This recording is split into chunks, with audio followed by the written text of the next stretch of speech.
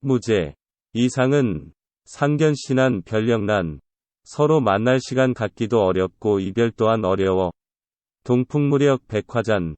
봄바람은 무력해도 온갖 꽃들 시드는구나. 춘잠도사 사방진. 봄노에는 죽음에 이르러야 씨를 다 뽑아내고. 납거성의 누시간. 초는 타서 재가 되어야 눈물이 닿는 법. 효경단수 운빈께. 새벽에 거울 보니 근심으로 검은 귀밑머리 휘어지고. 야음은각 월광한. 밤에 노래 흥얼거리다가 달빛이 차가워진 것 알리라. 복내차거 무단호. 그대 사는 복내산 여기서 멀지 않으니. 청조은근 위탐간. 파랑새야 몰래 가서 찾아보려무나. 감상일. 오세주. 작자 이상은은 그는 정치적 적수인 이당의 왕무원에 서기가 되어 그의 딸을 아내로 맞았기 때문에 불우한 생애를 보냈다. 그는 유미주적 시풍은 이러한 소외감에서 비롯된 바가 크다. 두보의 시를 배웠으며 이하의 상징적 기법을 좋아하였다. 또한 고사를 자주 인용함으로써 곱고 풍부한 자구를 구사하여 당대 수사주의 문학을 주도하였다. 이 시는 남녀간의 애정시로 유명하다. 1. 이 구절을 보자. 상견신한 별령난. 서로 만날 시간 갖기도 어렵고 이별 또한 어려워. 동풍무력 백화잔. 봄바람은 힘없어도 온갖 꽃들 시드는구나. 상견신하는 서로 만날 시간을 얻기가 어렵다이다. 이는 두 남녀가 무슨 현실적 장벽이 있어서인자 모르나 자유롭게 만나지 못함을 의미한다. 갈등 요인이 있음을 암시한다. 부모의 반대일까? 아니면 신분의 차이일까? 기타 다른 이유도 생각해 볼 수 있을 것이다. 영 나는 이별 또한 어렵다이다. 서로 사랑하는 사람이 어렵게 만났으니 이별 또한 얼마나 어렵겠는가. 하루만 더 머물렀으면, 조금만 더 있었으면 하는 간절한 아쉬움이 남는다는 것이다. 동풍은 동쪽 바람이다. 이는 해 뜨는 동쪽에서 부는 바람, 즉 봄바람을 뜻한다. 무력은 힘이 없다이다. 백화자는 100가지 꽃이 진다이다. 즉 모든 꽃이 진다는 뜻이다. 우리의 사랑은 서로 만나는 시간 얻기 어렵고 그래서 헤어지기도 또한 아쉽다는 뜻이다. 그래서 헤어지기도 어렵다. 그러나 헤어져야만 한다. 마치 그렇게 희망적이고 아름답던 봄꽃들도 봄이 다 가지 직전의 시기에는 그렇게 약한 봄바람에도 온갖 꽃들이 떨어지고 시들어버리듯이 말이다. 두 사람이 사랑을 계속하는 것에는 많은 어려움이 놓여 있음을 암시하고 있다. 그만큼 방해 요소가 많음을 의미한다. 여기서는 갈등의 제기, 문제 상황의 암시가 표현되었다. 3. 4구절을 보자. 춘잠도사 사방진. 봄 누에는 죽음에 이르러야 씨를 다 뽑아내고. 납거성의 누시간. 초는 타서 재가 되어야 눈물이 닿는 법. 춘잠도사는 봄 누에는 죽음에 이르다이다. 물론 뒷문장 사방진과 연결되면 봄 누에는 죽음에 이르러야 로 어미가 변하여 연결된다. 사방진은 실이 이제 막 다하다이다. 여기서 사는 가늘지만 끝없이 길다 라는 속성에서 유추되어 어려운 조건에서도 끊없이 계속되다 는 비유적 뜻을 가진다. 납거성회는 밀초 불이 제로 되다이다. 누시가는 눈물이 비로소 그친다이다. 여기서 눈물이란 초가 녹은 액체이다.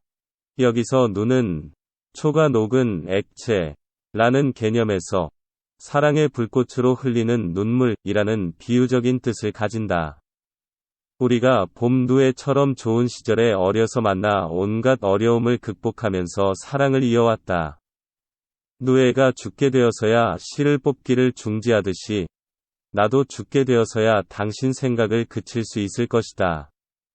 일단 불이 붙어 타고 있는 초는 그 초가 다 타서 재가 되어야 촛물이 비로소 없어진다.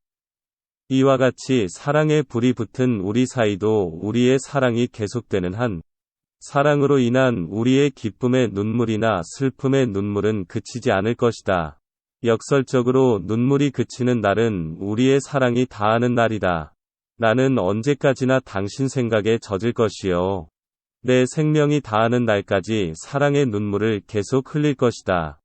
여기서는 우리들의 사랑에는 어려움이 있지만 결코 변치 않고 사랑할 것이란 다짐을 봄두해와 촛불을 사용해 비유적으로 표현하고 있다. 5. 6구절을 보자.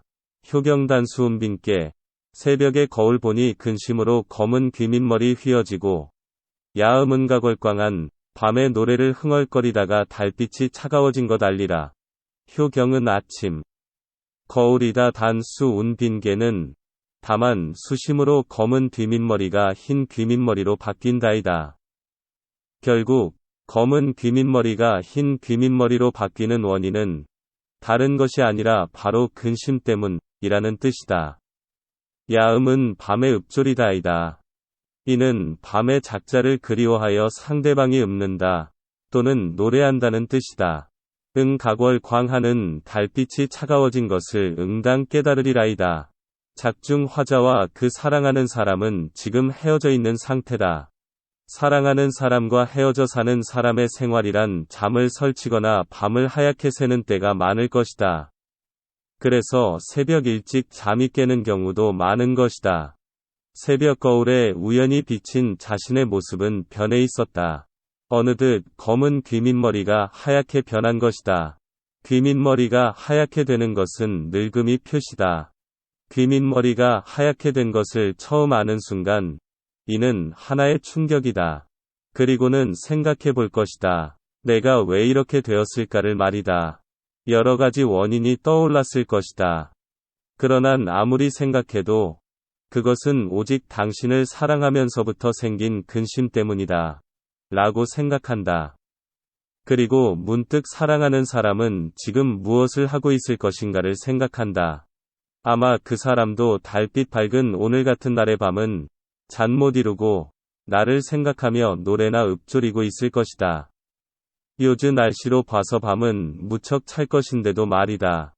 그녀도 틀림없이 달빛이 차가워진 것을 반드시 느낄 것이다. 아니면 빛이 차다.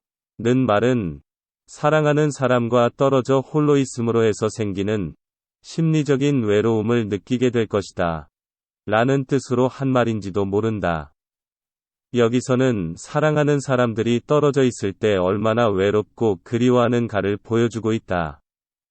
그들이 사랑하면서도 떨어져 사는 부자연스러운 삶이 한 사람은 늙어가는 중요한 원인이었다고 하고, 다른 한 사람은 외롭고 그리워 마치 미친 사람처럼 차가운 달빛 비치는 밤에도 밖에 나와 달을 보며 노래를 읊조리는, 아니 읊조리지 않고는 견딜 수 없는 처지가 되었다는 것이다. 7. 8구절을 보자. 복내차거무다노. 그대 사는 복내산 여기서 멀지 않으리니 청조 은근히 탐간 파랑새야 몰래 가서 찾아보려무나. 복내차거는 복내산이 여기서 떨어져 있다이다. 복내는 신선들이 사는 동해에 있다는 전설상의 산으로 복내산을 말한다. 여기서는 자신의 애인이 사는 곳을 뜻한다. 무다노는 많은 길이 아니다이다. 여기서 다는 많다는 분량으로 거리 개념에 적용되었으므로 멀다 위 뜻이다. 청조는 신화에 나오는 서왕모의 사자이다. 따라서 일반적으로 심부름꾼 또는 소식을 전하는 자 또는 전하는 소식을 뜻한다. 은근은 가만히, 몰래, 난몰래, 속으로, 슬쩍, 슬며시이다.